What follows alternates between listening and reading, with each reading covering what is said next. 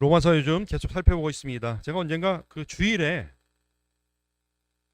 배가 너무 아팠어요. 배가 복통이 너무 심해가지고 그래도 주일날 예배 또 설교 그러니까 빠질 수가 없잖아요. 그래서 정말 이랑 그날 제 기억으로는 하여튼 뭐 포도원 지기 모임인가까지 하고 참다 이제 병원을 갔어요. 가가지고 응급실로 갔는데 저는 혹시 이제 위나 장에 문제가 있는 줄 알고 가서 제 증상을 막 설명했는데 의사 선생님은 의사 선생님이더라고요. 아니 갸우뚱하더니 결석 같다는 거예요. 요로 결석.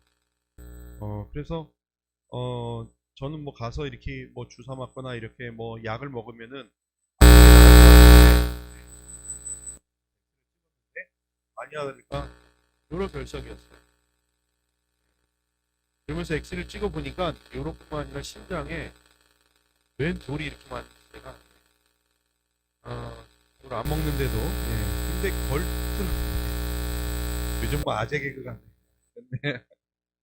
근데 그런 것 같아요. 겉으로 볼 때는 멀쩡해요. 근데 이렇게 엑스레이로 소관을 들여다보니까 이거 못 보는 부분들이 보이잖아요. 그래서 그 안에 있었던 잘못된 것들이 다 드러나는 거예요.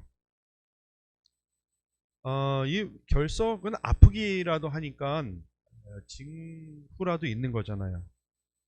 그런데 우리가 사실은 인식하지 못하지만 굉장히 심각한 병에 걸려 있을 수 있어요. 그래서 정밀 검사를 하면 엑스레이로 안 나오면 또 CT나 뭐 더 정밀한 검사를 해서 보면은 사실 굉장히 심각한 병에 걸려 있을 수 있습니다. 어떤 경우는 암 같은 죽음에 이르는 병에 걸려 있는데 겉으로는 아주 멀쩡할 수가 있죠. 성경은 마치 엑스레이 같은 것입니다.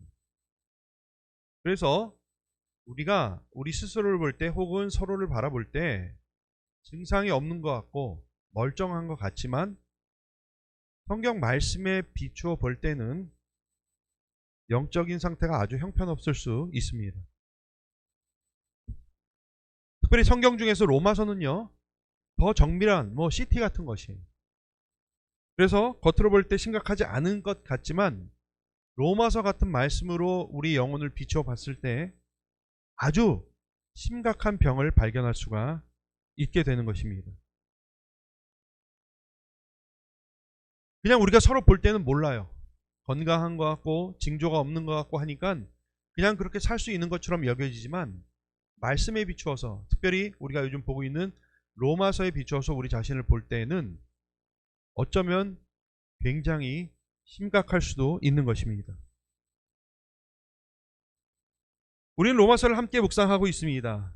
현재까지 로마서가 다루고 있는 환자는 두 명이에요. 한 명은 유대인, 다른 한 명은 이방인입니다. 로마서는 이 둘을 어떻게 진단하고 있을까요? 오늘 첫째로 1절부터 8절까지 유대인도 죄인이다 라고 진단하고 있습니다. 아니 이것은 진단이라고 하기보다는 선고에 가깝습니다. 로마서는 유대인들도 죄인이다 하면서 선고하고 있습니다. 자, 그런데 문제는 유대인들이 아니 우리가 무슨 죄인입니까? 우리는 율법을 받지 않았습니까? 말씀을 받지 않았습니까? 이렇게 자신들은 특별하고 예외라고 주장합니다. 이에 바울은 너희들에게 좋은 역할이 주어진 것은 사실이지만 역시 죄인이라는 사실을 피할 수 없다. 이렇게 이야기를 하고 있습니다. 뭐 20년도 더 전인데요. 그때 이제 있었던 교회에서 프로그램이 있었어요. 매년 이렇게 어, 미국에 있는 교회들을 뭐 10대 교회 방문해가지고 하는 그런 프로그램이 있었습니다. 가서 이제 좀 배우자 그래가지고.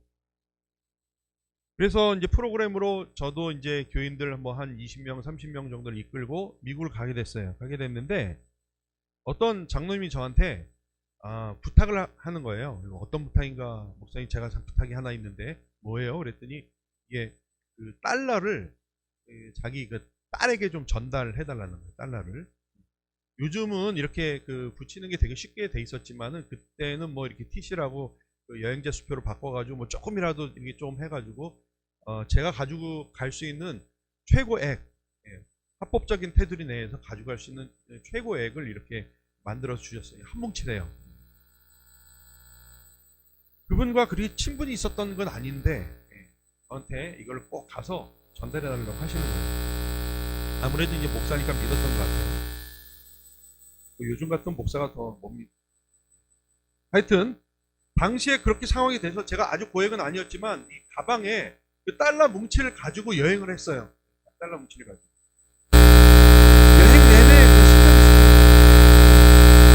그래서 호텔에 가서 하고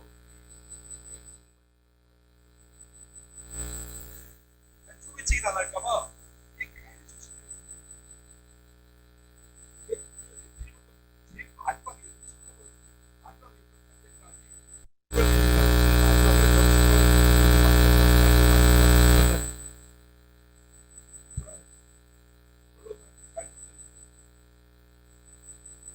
제가 말씀드린 거는 감정은 아니에요. 스파이라는 개념을 스파를 받았다고 했을 때 그거는 실제로 제 거예요. 그렇게 쓰면 돼요. 그건 저한테 아무런 명예도 되지 못하고 장로님이 저한테 맡긴 건 부담이지 잘 명예가 되지 못해요. 그것으로 내가 유세할 건 아무것도 없어요. 그냥 그대로 전달하는 게 제 임무예요. 아무런 권한이 없어요. 오히려 책임만 있는 거예요. 꼭 보시라고 제가 제대로 전달하지 못하면 저의 책임이에요. 오늘 2절 말씀 보니까 유대인들은 말씀을 받았다. 좀 더 정확히 말씀. 전하도록. 그렇다면 유대인들은 그것을 잘 전달할 의무가 있는 거예요. 책임을 받는 것이 후원을 받는 것은 아니에요. 그러나 그들은 그것에 실패했어요. 그것을 전달하지 않고 자신이 소유하면서 그것을 자기의 것인 양 특권으로 생각했습니다. 그것을 권력 삼고 그것으로 부자 행세했어요. 제가 그분한테 받은 그 달러 뭉치를 가지고 다니면서 자랑하면서 나 이만큼 있어 자랑하는 것은 아무 의미가 없어요. 일도 의미가 없어요. 그러나 유대인은 마치 택배기사가 배달을 하지 않고 물건을 자기 것인 양 자랑하는 것도 하는 것이 얼마 전에 뉴스를 보니까 택배를 배달하지 않고 자기 집에 사는 그런 사람을 보면 우리가 참 어리석다 생각되고 또 우리는 비난하는 핍박받은 사람들에게는 하나의 책임만 주어지는데 그것은 바로 잘 전달. 그러나 유대인들은 그것을 자신들에게 주어진 사명으로 생각하지 않고 특권으로 생각합니다. 그것이 바로 로마서라고 하는 시티 정례 검사에서 드러난 그들의 정당한 죄였습니다. 유대인들은 다른 모든 죄에 이러한 죄를 더한 죄인이었다고 지금 바울은 이야기를 하고 있는 것입니다. 이것은 그들 얘기고, 그러면 이 말씀을 오늘날 우리는 어떻게 적용해야 되겠습니까? 오늘날 우리는요, 축복의 전달자로, 말씀의 전달자로 위탁을 받았어요. 말씀을 잘 전달하라고, 은혜를 잘 전달하라고, 은혜와 말씀과 복음을 위탁받았어요. 그런데 그것을 집에 쌓아두거나 혹은 그것을 전달하지 않고 마치 그것이 나만의 특별한 것인 양, 내 것인 양 생각한다면 그것은 정말 어리석고 그것을 맡긴 사람에게 책망을 받고 비난받을 일입니다.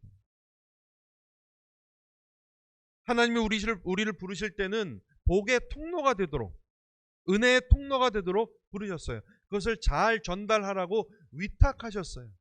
그것을 꺼내들어서 자랑하는 것은 아무 의미가 없어요. 잘 전달하는 것이 중요한 것이에요. 그러나 전달하는 통로가 아니라 쌓아두는 창고로 우리가 살아가고 있다면 그것은 위험한 일이에요. 그것은 심각한 문제를 초래하는 것입니다. 우리가 받은 복 중 최고의 복은 뭡니까? 우리가 받은 최고의 복은 뭐예요? 구원이죠. 네. 다른 거 말씀하시려고 그랬죠. 구원이에요. 복음이에요. 오늘날 우리는 구원의 축복과 함께 복음 전달자로 복음을 위탁받았어요. 우리는. 그러나 그 받은 것을 소중히 여기지 않고 잘 전달하지 않는다면 우리는 심각한 직무유기를 하는 것입니다. 자, 그런데 하나님은 우리가 뭔데, 우리가 얼마나 믿을 만하다고 그런 귀한 복을 맡기셨을까요? 너무 우리를 믿는 거 아닙니까? 하나님 판단 미스 아니에요? 나 같은 사람에게 왜 이런 것을 맡겼을까요? 바울은 여기에 대해서 분명히 이야기를 합니다. 아니다. 하나님은 참되시다. 하나님은 정확하시다. 하나님이 정확한 판단에 의해서 맡기신 것이기 때문에 우리는 그 맡기신 것에 대해서는 판단할 필요가 없다. 성실함으로 응답하면 된다. 라고 말하는 것입니다. 내가 왜 저 사람이? 하면서 그 부르심을 의심할 필요는 없다. 말하는 것이죠. 위탁하신 분이 틀림이 없으시고 완전하시기 때문에 우리는 거기에 성실하게 응답할 뿐입니다. 근데 제가 이제 학교에서 일할 때 이렇게 조교처럼 일을 하니까 교수님이 하나 프로젝트를 맡기셨는데 본인 책을 이렇게 출판하는 일인데 그 원고를 정리하라고 저한테 해주셨어요. 그때는 되게 제가 젊었고 공부도 많이 안 했을 때라 굉장히 겁나가지고 굉장히 덜덜 떨면서 자신 없이 그 일을 했어요. 이만큼 해서 드리면 그분이 보고서 오케이 하면 넘기는 거고 다시 하면 또 하고 하는데 굉장히 자신 없게 하니까 교수님이 그런 말씀 하시더라고요. 이 목사, 내가 이 수준 알고 맡긴 거다. 내가 네 실력 알고 맡긴 거니까 그냥 열심히만 해라. 그러시더라고요. 기분은 좀 나빴지만 네. 열심히 했어요. 그래서 나중에 책으로 출판돼서 그 에디터의 이름이 들어갔어요. 그런 거죠. 하나님 우리 다 아세요. 우리가 어떤 연약함을 가지고 있는지, 어떤 이 회피하는 마음을 가지고 있는지, 어떤 자신 없는 마음을 가지고 있는지 우리 하나님 다 아세요. 그러나 그럼에도 불구하고 다 아시지만 하나님이 참되세요. 아시면서 맡기신 거예요.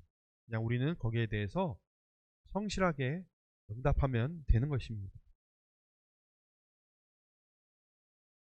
고린도전서 4장 1절 2절에 바울이 이렇게 얘기했어요. 사람이 마땅히 우리를 그리스도의 일꾼이요 하나님의 비밀을 맡은 자로 여길지어다. 그리고 맡은 자들에게 구할 것은 충성이니라. 여기서 비밀은 복음을 말하는 것이고요. 맡은 자에게 구할 충성, 여기서 충성은 신실함, 성실함을 말하는 것이에요. 똑같은 말이에요. 번역만 달리했을 뿐입니다. 즉 복음을 맡은 자들에게 요구되는 것은 신실하게 전달하는 것뿐입니다. 하나님이 우리를 복음의 전달자로, 복음의 위탁자로 부르실 때에 우리의 연약함과 우리의 부족함을 다 아시고 부르신 것입니다. 부르신 분이 완전하기 때문에 우리는 그저 믿음으로 그의 부르심에 충성되이 응하면 되는 것입니다. 이것이 맡은 자들의 자세이고 책임입니다. 오늘 로마서는요, 유대인들은 그들 역시 죄인이면서 그러한 하나님의 부르심에 그 책임을 다하지 않고 오히려 그것을 특권 삼고 과시하는 죄를 더했다. 이렇게 얘기하는 것입니다. 이에 로마서는 유대인들 너희도 죄인이다 진단하고 선고하는 것입니다. 오늘날 우리는 어떻습니까?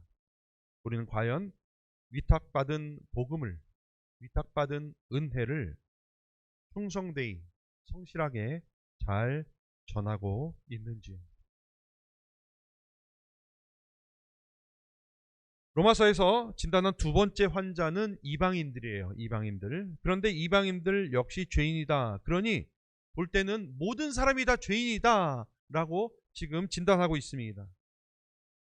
겉으로 볼 때는 다 잘 몰라요. 그런데 말씀은, 로마서는 조밀하게 우리를 비추어서 너희 안에 있는 그 모든 것들을 바라볼 때에 모든 사람들이 죄인이다 라고 선고하고 있습니다.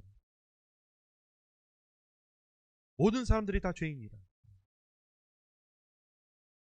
실감이 가시나 모르겠습니다. 요즘 겨울에 이 차박이나 캠핑을 많이 하시는 것 같아요, 보니까. 이게 하시는 분들 좀 계신가요? 네. 전에는 많이 계셨어요. 근데 아이들이 자라니까 네, 조금 시들어졌어요.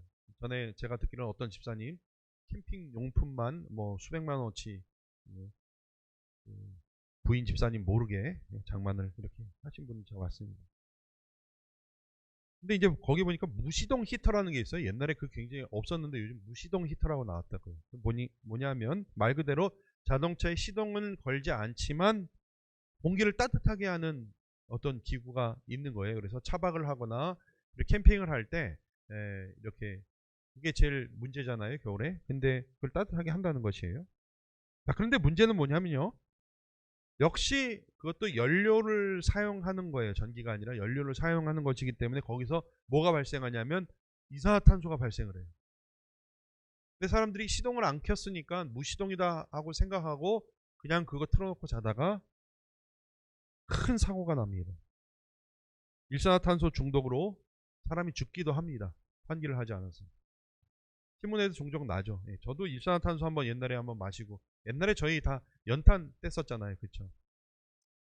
저 이제 대학교 졸업반 때 친구 한 명이랑 대학원, 신학대학원 간다고, 신학대학원 갈 때 뭐 성경을 달달 외워야 된다고 3달 동안 시골에 방을 얻었어요. 둘이서 가자. 그래서 아침에 일어나면 말씀 보고, 점심에 일어나면 말씀 보고, 예. 물론 그때는 기계적으로 그냥 본 거예요. 근데 거의 시골 방을 얻어서 연탄을 떼는 방이었어요. 연탄을 떼는 방. 근데 이제 저 시골 이 또 우풍이 세요. 그래가지고 창문을 다 테이프로 다 막았어요. 저희는 어떻게 됐겠어요? 하루는 자는데 연탄가스 마시고 죽을 뻔했습니다. 마침 제가 새벽에 기도를 한다고 알람을 안 해왔으면 진짜 여러분 못 볼 뻔했어요. 일어나서 친구를 깨우고 뛰어 나와서 찬 공기를 마시면서 헉헉거렸던 그 때가 지금도 아주 생생합니다. 그 친구 가끔 통화를 해요. 그 친구도 지금 목사 됐는데, 야, 우리 옛날에 그때 죽을 뻔 하지 않았냐. 아마 깨어 있어도 상황 비슷했을 수도 있어요. 왜냐하면 그 일산화탄소가 무취이기 때문에 웬만큼 민감하지 않으면 잘 몰라요. 그러니까 이러한 사고가 일어나는 주요한 이유는 뭐냐면요, 그 위험을 인식하지 못하는 데 있습니다. 자신이 처한 위험한 상황을 인식하지 못하고 환기를 시키지 않고 그냥 따뜻하니 어떻게 보면 점점 기분 좋아져요. 정신을 잃기 때문에. 그렇게 자다가 혹은 자기 할 일을 계속하거나 하다가 비극적인 결과를 맞게 되는 것이죠. 제가 왜 이 말씀을 드리냐면요, 구원이라고 하는 것은 우선 그 전제가 구원이 필요한 상황이라는 것을 인식하는 데서 출발합니다. 자신이 구원이 필요한 죄인이라는 것을 철저하게 깨닫고 그 구원이 필요하다는 것을 인식하고 인정하고 하나님 앞에 엎드리는 것이 출발이에요. 그래야 구원이 은혜이고 감격이고 감사인 것을 깨닫게 되는 것이죠. 근데 문제는 뭐냐면요, 자신이 그런 심각한 상황에 놓여 있다는 것을 인식하지 못하고 인정하지 않는 데 문제가 있는 것이에요. 오늘 말씀은 그와 같은 상황을 이렇게 묘사하고 있습니다. 10절부터 보니까 기록된 바 의인은 없나니 하나도 없다.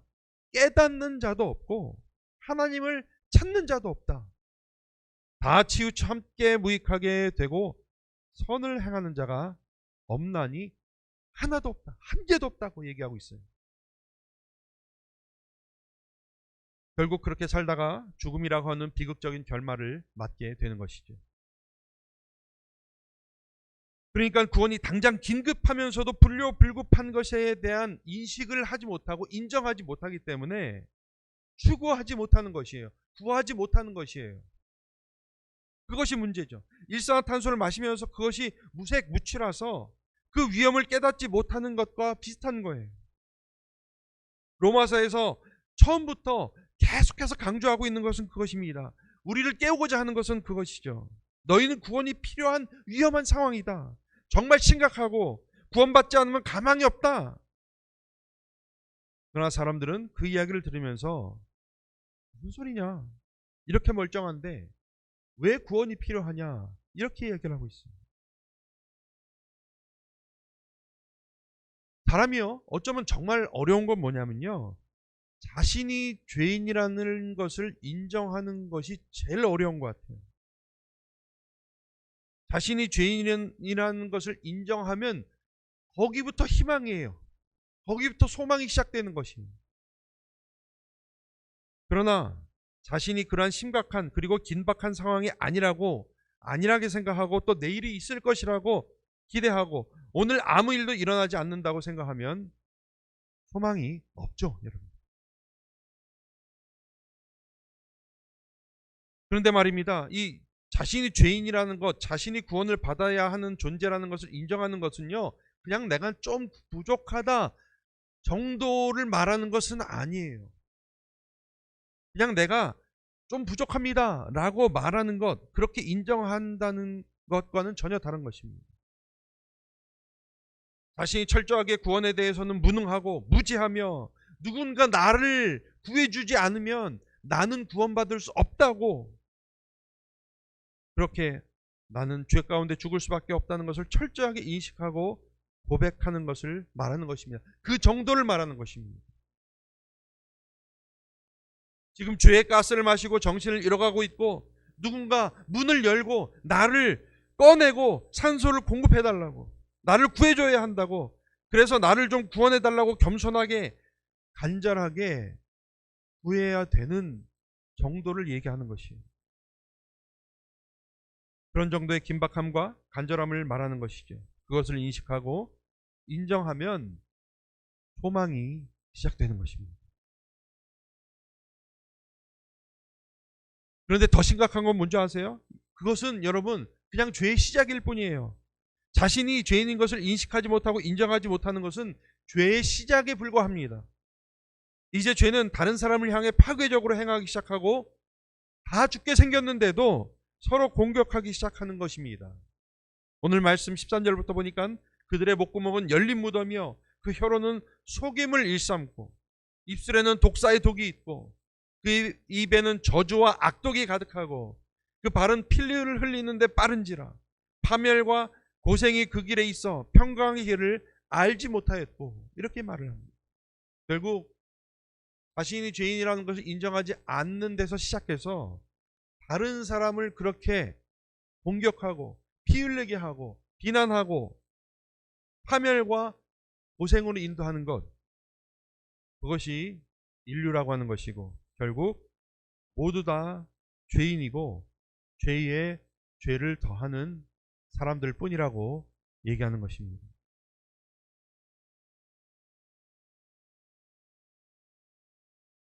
영화나 뭐 이런 데 보면요, 은행 강도 이런 게 많이 나와. 은행 강도, 어떤 강도 일당 7명이 사람을 죽여가면서 은행을 털었다고 합니다.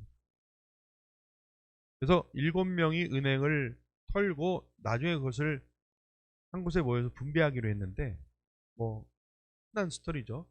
2명이 갖고 튀었어요. 2명이. 그러니까 모이기로 한 데서 딱 모였는데 두 사람이 그 훔친 걸 다 가지고 도망갔고 5명이 기다리다가 잡혔어요. 5명이 뭐라 그러냐면 도망친 녀석들을 보고 천하의 못된 인간들이라고. 천하의 못된 인간. 이를 갈고 반드시 내가 쟤네들의 죗값을 치르게 하겠다. 나중에 이제 우여곡절 끝에 다 잡혔어요. 감옥에서 서로 보면서 죽이려고 으르렁거리는 거예요. 5명은 배반자다, 하나의 당연하게도 나중에 재판을 받고 어떻게 됐을까요? 7명이 다 유죄죠. 예. 자신 없으세요? 7명 다 유죄예요. 당연히. 훔친 돈을 빼앗겼다고 무죄는 아니에요. 그렇죠? 아우 나는 같이 했다가 5명이 다 가지고 도망갔어요. 그럼 나머지 5명은 2명이 가지고 도망갔어요. 그럼 5명 무죄예요? 아니죠. 억울해할 거 없어요. 훔친 사람이나 훔친 돈을 훔친 사람이나 다 같은 유죄입니다. 거기에는 나쁜 놈과 더 나쁜 놈만 있을 뿐입니다. 사실 그놈이 그놈이죠. 오늘 말씀에서 얘기하는 게 그거예요. 모두 다 죄인이고 죄에 죄를 더하는 사람들일 뿐이다.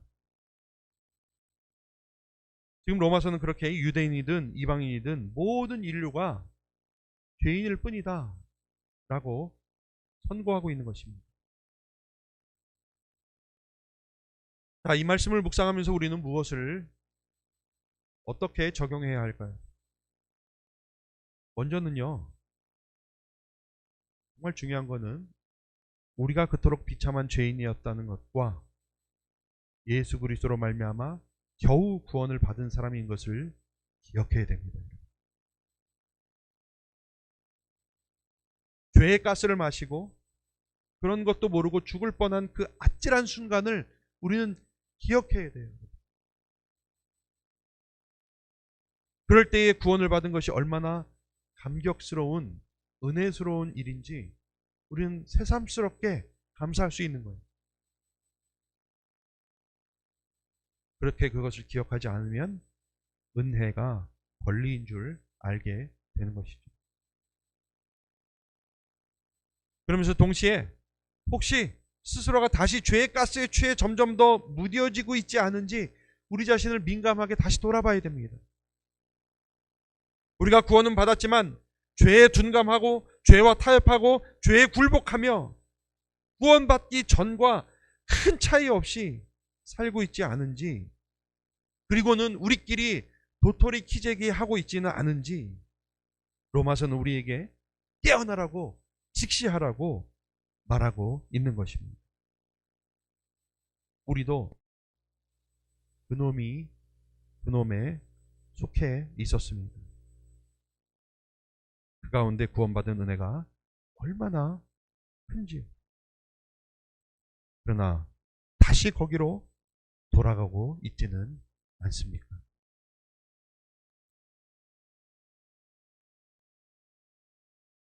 로마서는요, 정밀하게 인류의 죄에 대해서 말을 해주고 있어요. 어떻게 보면 우리는 예수 믿고 구원받았기 때문에 과거의 일입니다. 그러나 로마서를 읽으면 읽을수록 우리 자신에 대해서 더 뼈저리고 처절하게 깨닫는 것은 그것입니다. 아, 우리는 저때 저랬지. 구원 받은 것이 얼마나 큰 은혜인가. 그러면서도 동시에 여전히 그러한 삶을 살고 있지 않은가. 말씀은 그것을 우리에게 지금 깨달으라, 깨어나라, 직시하라 도전하고 있는 것입니다. 오늘 두 환자, 유대인과 이방인, 결국 모든 인류에게 내린 선고는 이것이었습니다. 모든 사람은 죄인이다. 유대인들은 여기에 위탁받은 사명을 특권으로 누리는 죄를 더했고 다른 인류 역시 스스로 죄인임을 인정하지 않았습니다. 오늘 말씀을 그들의 상태를 한마디로 이렇게 정리하고 있습니다. 18절 말씀에 그들의 눈앞에 하나님을 두려워함이 없느니라 함과 같으니라. 눈앞에 보이는 것이 없게 됐어요. 자, 그들은 그렇다 치고 오늘날 우리는 하나님을 얼마나 두려워하며 살고 있는지, 꼭 은혜 하니까 하나님을 너무 만만하게 만홀히 여기고 있지는 않은지요. 우리도 그런 죽을 수밖에 없었던 죄인이었지만 우리를 구원하셔서 복음을 위탁하신 것을 망각하고 여전히 도토리 키재기를 하고 있지는 않은지요. 오늘 적나라하게 드러난 우리의 모습에서 다시 한번 우리 자신을 돌아보며 받은 구원의 은혜와 복음을 기억하고 그렇게 사시고 잘 전하시는 저와 여러분들 되시길 주님의 이름으로 축원합니다. 기도드리겠습니다. 하나님, 정말 얼마나 아찔했는지요. 얼마나 위험했는지요. 그렇게 죽어가는 우리를 예수 그리스도로 말미암아 구원해 주셨습니다. 그러나 그 순간, 그 아찔했던 순간을 기억하지 못하고 망각해버리고 은혜에 취해 살며 혹은 은혜를 당연하게 여기며 오히려 이제 다시 그와 같은 삶으로 돌아가고자 우리 자신을 무디게 게으르게 방치하고 있지는 않습니까? 다시금 말씀 앞에 결단하게 하여 주시옵소서. 우리 자신을 쳐서 복종시키며 은혜에 합당한 삶을 살게 우리를 붙들어 주시옵소서.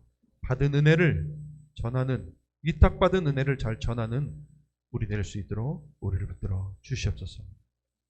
예수님의 이름으로 기도드리옵나이다.